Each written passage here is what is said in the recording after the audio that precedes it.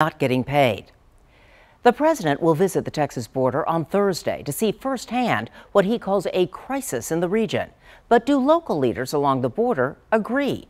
Border reporter Oscar Margain brings us their reactions tonight.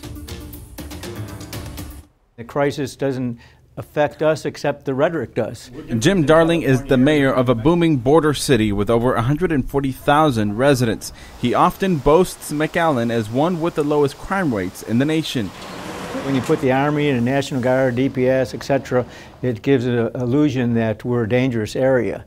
And when you talk about crisis on the border, etc., that adds to it. We have a crisis at the border. An image problem that cities along the border have had to fight against for years, as bad publicity scares away investment, says Darling.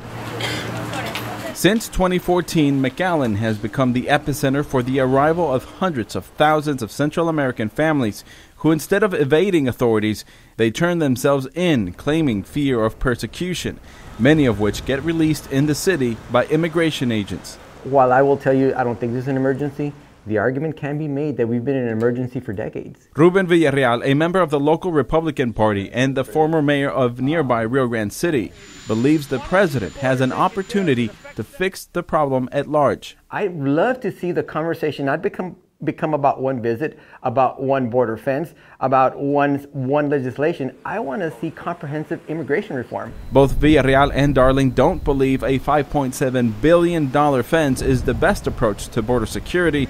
They hope the president will hear from local leaders and consider their proposals when he visits the border Thursday. In McAllen on the Texas-Mexico border, I'm Oscar Margain reporting. All 8 members of Congress who serve districts along the southern border oppose building the border wall. And that includes Texas Republican Will Hurd, who represents more of the border than any other member of Congress.